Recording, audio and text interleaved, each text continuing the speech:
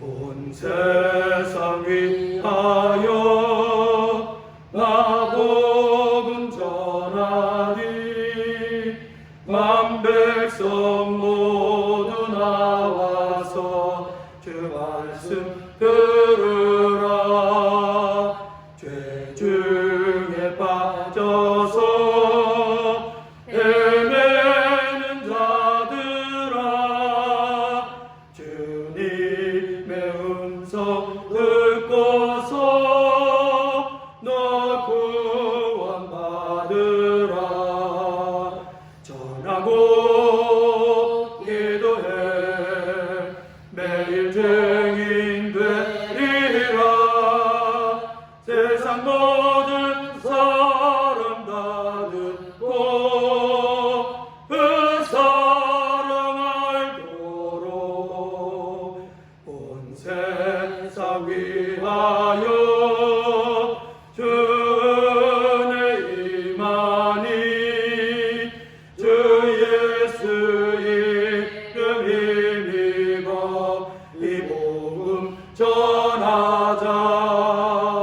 먼 곳에 나가서 전하지 못해도 나 어느 곳에 있든지 늘 기도 힘쓰리. 전하고 기도해 매일 증인 되리라. 세상 모든 사람 다 듣고 그 사랑 알도록. 지금 이 시간은 지난 한 주간을 살면서 하나님 앞에서 알면서도 지은 죄와 나도 모르게 지은 죄를 회개하는 시간입니다. 혹시 지은 죄가 기억나거나 양심을 찌르는 죄가 있다면 이 시간 지은 죄를 회개함으로 예수님의 보혈로 나의 지은 죄를 용서받는 시간이 되기를 바랍니다. 다 같이 기도합니다.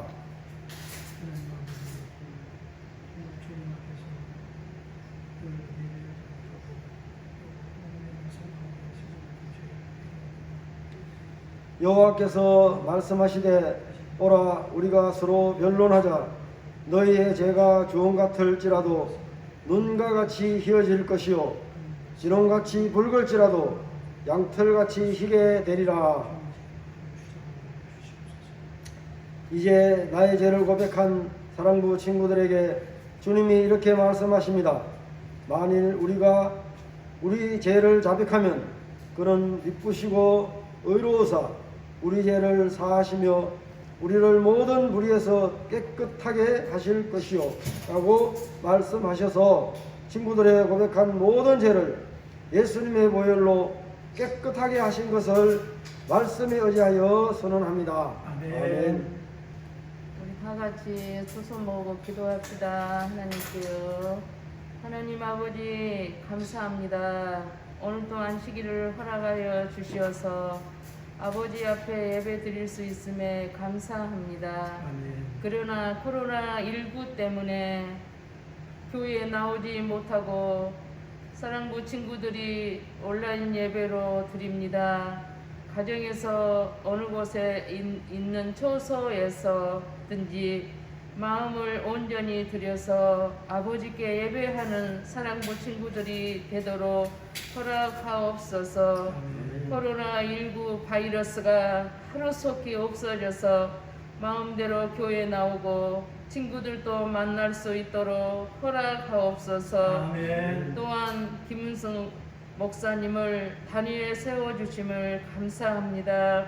항상 사랑부를 위해 헌신하시고 하나님의 양식을 골고루 먹이기 위해 힘쓰신 목사님을 강건하게 붙잡아 주시고 목사님 사역하시는 일에 축복해 주옵소서.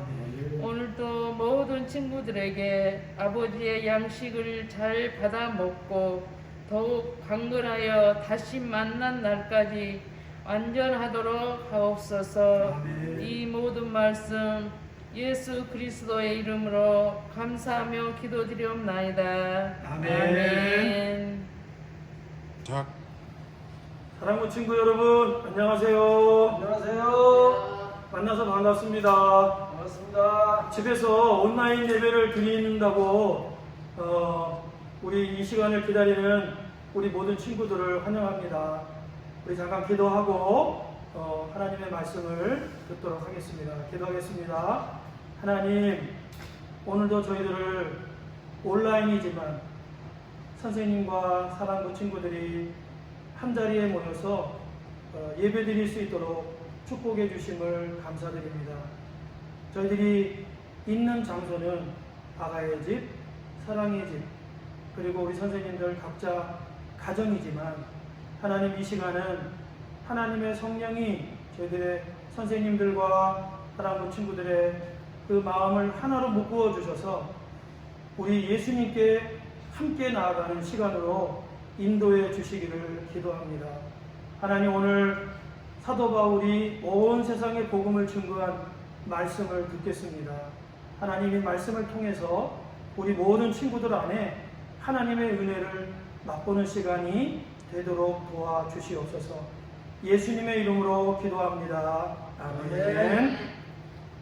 자, 그러면 이제 오늘은 온 세상에 복음을 전한 바울이라는 주제로 우리가 이제 함께 하나님의 말씀을 생각하게 보겠습니다. 자, 그러면 오늘 본문은 고린도전서 9장 16절에 이 말씀입니다. 내가 복음을 전할지라도 자랑할 것이 없으면 내가 부득불할임이라. 만일 복음을 전하지 아니하면 내게 화가 있을 것이로다. 이렇게 사도 바울이 자신의 신앙을 고백한 내용입니다. 우리가 여기서 제일 중요하게 생각해야 될 말씀은 사도 바울은 복음을 증거했던 사도였는데 이것은 자랑할 것이 없고 마땅히 내가 해야 할 일이다 라고 이렇게 사도 바울이 이야기를 했습니다.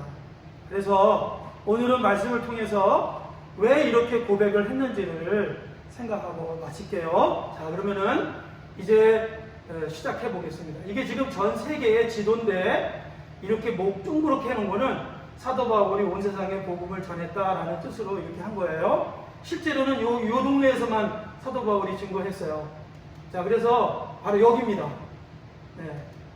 사도 바울이 복음을 전한 곳이 요 이스라엘과 요 중심, 그리고 로마 이렇게 중간으로 해서 1차 전도 여행, 2차 전도 여행, 3차 전도 여행, 4차 전도 여행은 아니고 이건 이제 로마로 잡혀간 내용을 되겠고요. 그래서 3번 사도 바울이 이렇게 복음을 증거했습니다.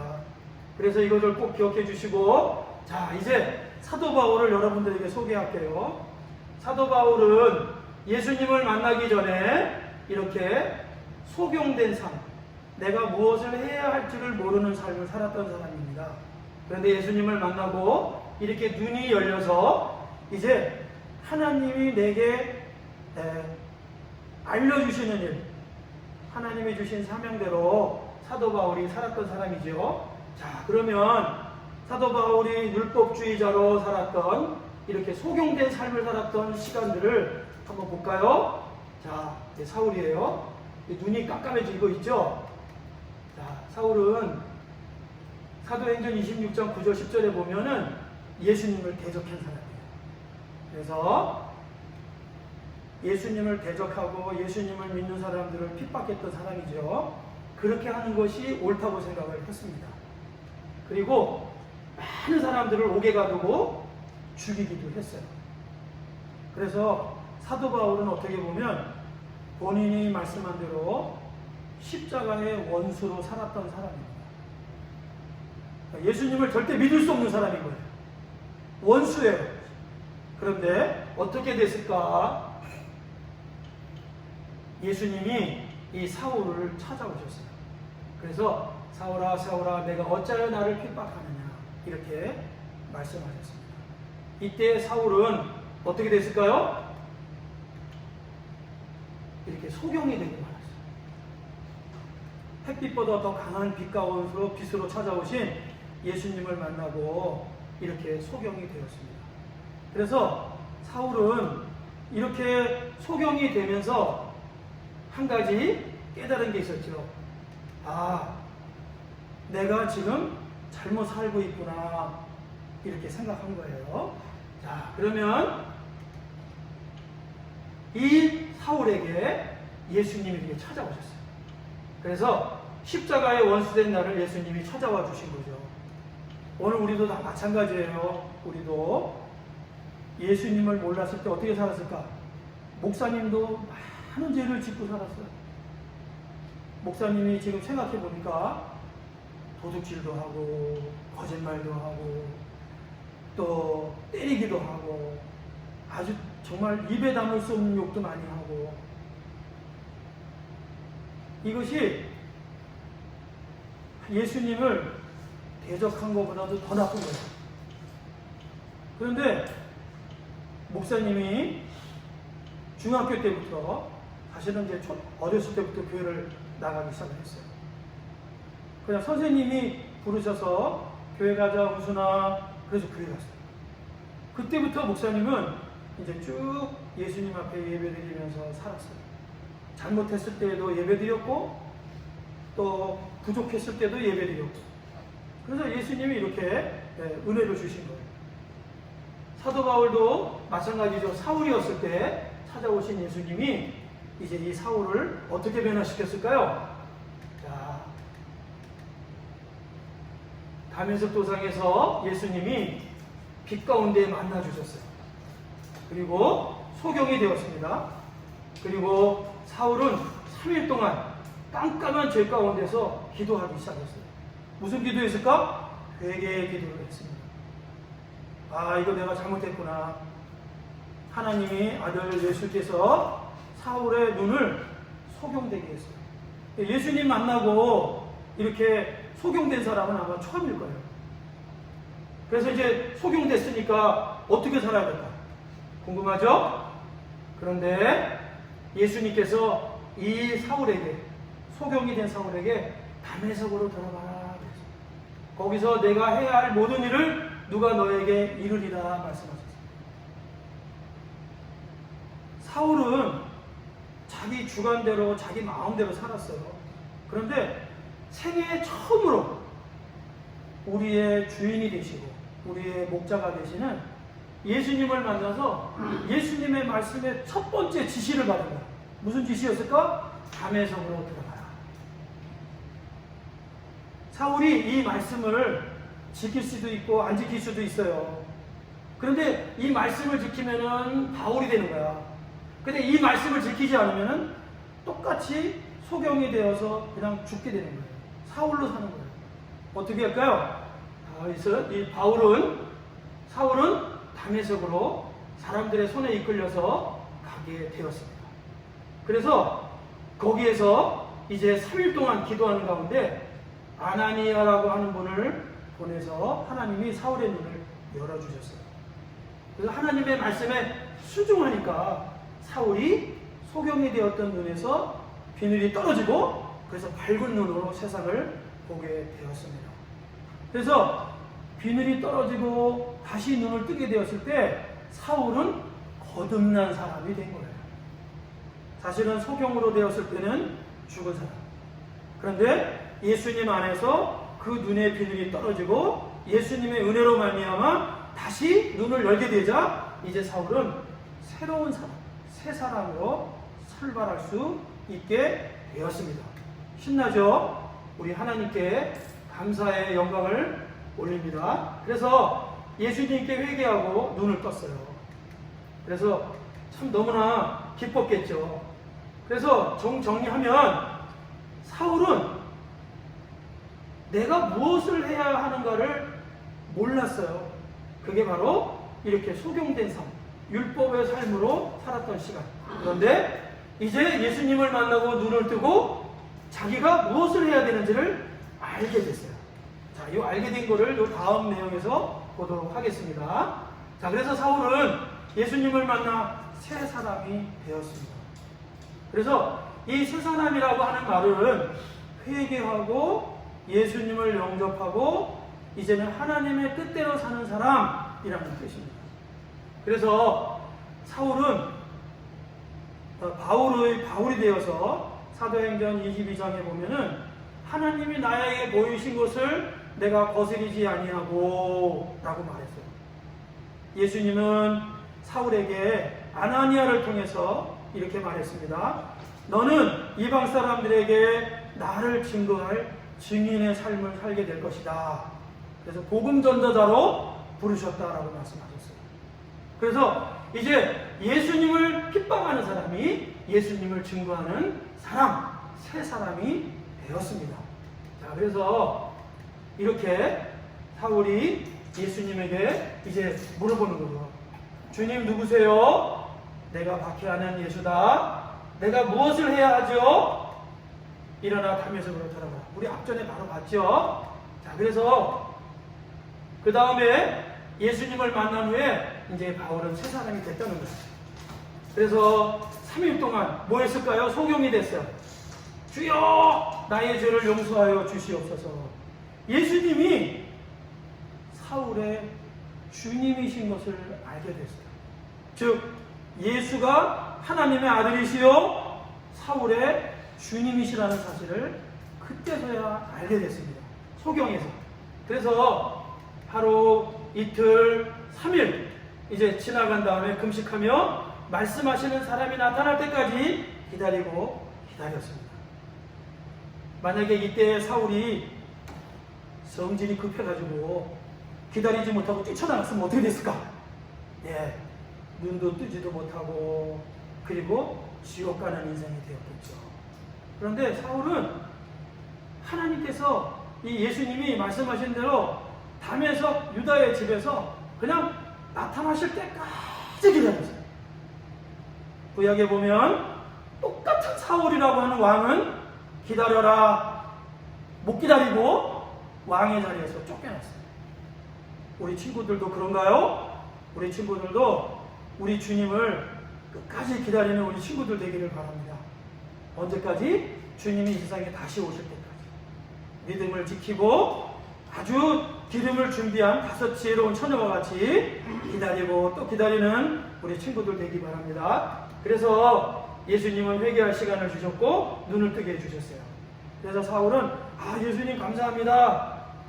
보이나요? 여기 이렇게 팔짝 뛰면서 기뻐하는 모습을 우리가 볼 수 있습니다. 자, 그러면 이제 마지막으로 사울이 바울로 변화되었습니다. 그러면 바울은 예수님을 만난 후에 자신의 해야 할 일을 알았어요. 그게 뭘까요? 네, 오늘 본문에 나온 것처럼 복음을 증거하는 일. 그건 자랑하는 일이 아니에요. 바울은 사울이었을 때 자기가 구원받지 못하는 사람이라는 걸 알았어요. 죽음 마땅할 죄인인 걸 알았어요. 왜냐하면 예수님을 핍박하고 예수님을 거역하고 심지어는 예수님을 갖다가 막 회방했어요. 그런데 그 예수님이 십자가에서 사울의 죄를 대신 지시고 용서하시고 그리고 이 사울을 바울로 변화시켜 주십니다. 우리 친구들도 목사님도 다 동일하죠. 죄인에서 하나님의 자녀로 바꿔주세요. 그리고 목사님은 이렇게 말할 수 있어요. 목사님은 김용순 목사는 하나님의 존귀한 자녀입니다. 목사님은 아침마다 이렇게 거울을 보면서 얘기합니다. 김용순 목사, 너는 하나님의 존귀한 자녀다. 자, 우리 한번 따라해 볼까요? 나는 하나님의 존귀한 자녀입니다. 존귀한 자녀는 내가 어떻게 살든지 어떠한 사람이든지 관계없어요. 지금도 마찬가지예요. 내가 하나님의 말씀을 따르지 않고 또 하나님의 말씀을 거역하고 이런 삶을 산다고 할지라도 하나님의 사랑은 변하지 않아요. 하나님은 오래 참으시고 우리가 하나님의 품으로 말씀으로 돌아오기를 기다리시는 거예요. 그래서 이렇게 변화가 됐죠. 그래서 자, 이제 어떻게 됐는지 한번 자세하게 한번 볼까요? 네, 아나니아가 찾아와서 기도하시고 너를 보게 하신다. 그러자 이 두 눈에서 이렇게 비늘이 떨어져 나갔어요. 이거 목사님이 생선 비늘을 인터넷에도 뒤져가지고 찾아놓은 건데 이런 비늘은 아닙니다. 근데 이제 비늘을 보이기 위해서 이렇게 비늘을 표시했어요. 그래서 보인다. 감사합니다 주님. 그래서 눈에서 떨어져 나갔어요. 기쁠까요? 안 기쁠까요? 기쁜 날이다. 바로 이 날이 이 사울이 바울로 된 새 사람이 된 날입니다. 그래서 우리는 이런 경험을 못했지만 우리는 예수님을 믿음으로 말미암아 이제 어두운 삶에서 빛의 자녀의 삶으로 옮겨왔습니다. 그래서 요한복음에 보면은 우리가 사망에서 생명으로 옮겨가니라. 우리 모두가 생명의 삶을 살고 있는 거죠. 어떤 사람은 사랑의 열매, 어떤 사람은 화평의 열매, 어떤 사람은 인내의 열매, 어떤 사람은 충성의 열매, 이렇게 열매를 맺는 사람들로 하나님이 우리를 축복해 주셨습니다. 자, 그래서 비늘 같은 것이 눈에 떨어졌고, 자, 이제 눈에서 비늘이 떨어지자 감사의 눈물을 흘리면서 즉시로 예수님을 하나님의 아들로 알리기 시작했습니다. 그러니까 유대인들이 굉장히 당황했어요. 아니, 저 사람은 어제까지만 해도 예수님을 핍박하던 사람인데, 아니, 갑자기 예수가 하나님의 아들이라고 말하는 거야? 저런 배신자. 그러면서 유대인들이 이제 바울을 막 죽이려고 사람들을 갖다가 붙이고 방해하고 그래서 돌로 치고 막 이런 일들을 많이 당했어요. 자, 그렇지만 이 바울은 절대 거기에 굴하지 않았어요. 끝까지 예수님을 증거했습니다. 자, 그래서 이렇게 사람들 앞에서 이렇게 말했어요. 여러분, 예수님은 하나님의 아들입니다. 왜냐하면 예수님이 자기를 찾아오시고 예수님이 어떠한 분이신 것을 알게 된 거예요.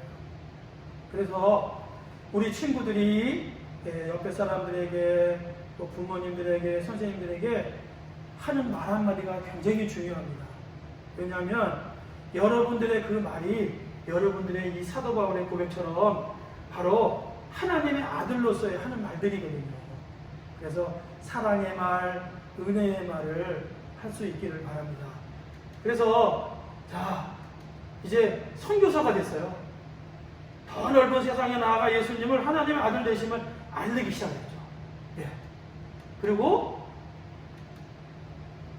동시에 이렇게 에베소, 갈라디아, 빌립보, 고린도, 데살로니가에서 배가 난파하고 사람들에게 맞고 그 다음에 돌멩이로 침을 당하고 이런 어려운 일들을 계속해서 복음을 증거하면서 고난을 당하기 시작했습니다.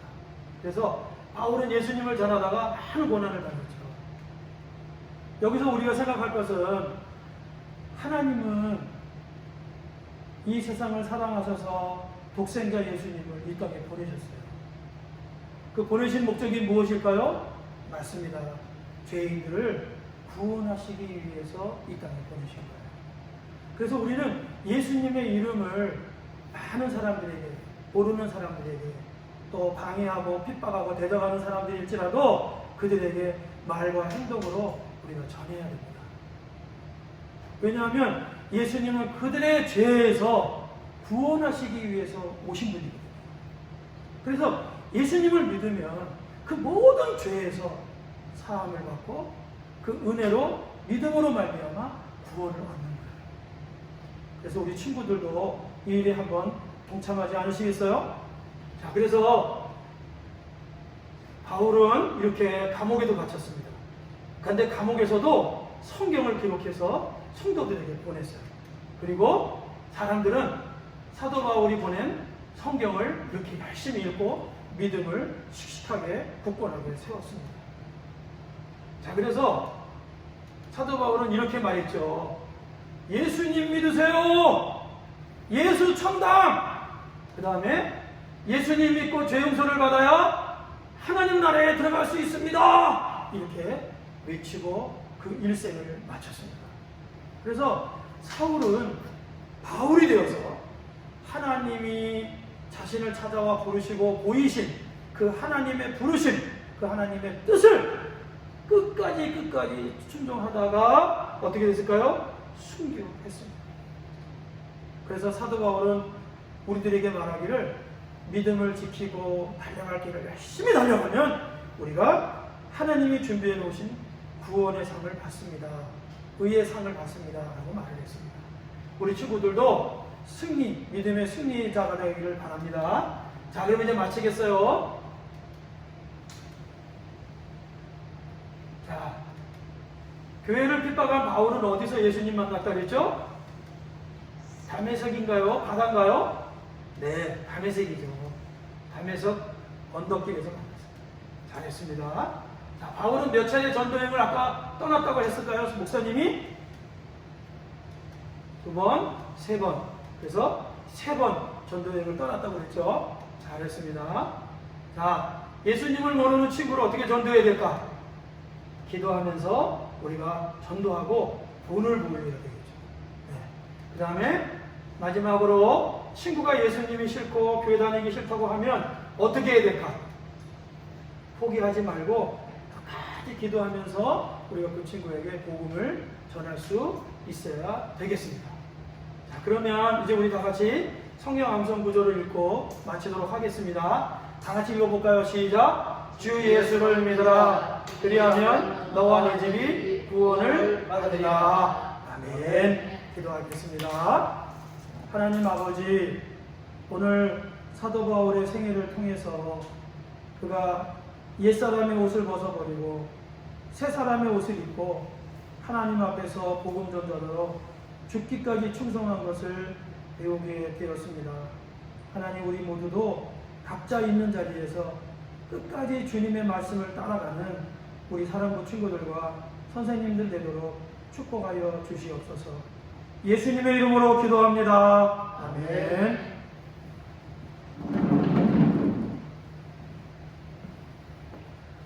기도하겠습니다. 이제는 우리 주 예수 그리스도의 은혜와 하나님 아버지의 무한하신 사랑과 성령님의 교통하심이 오늘 머리 숙여 하나님께 예배하고 또 하나님께 경배한 우리 모든 사랑부 친구들과 선생님들 머리머리 위에 이제로부터 영원토록 함께 계시기를 축원하옵나이다. 아멘. 아멘. 안녕하세요. 사랑하는 친구들. 안녕하세요. 코로나19가 또 더 심해져서 우리가 교회 나와서 서로 얼굴 보면서 서로 참 하나님께 찬양도 드리고 기도도 드리고 예배를 이렇게 얼굴 보면서 드리면 참 좋은데 지금 코로나19 때문에 우리가 그러지 못하고 이 영상 예배를 드리게 된 걸 참 안타깝게 생각합니다. 그렇지만 우리 영상 예배도 잘 드려서 하나님이 기뻐하는 우리 사랑부 친구들이 다 되기를 원합니다. 아멘.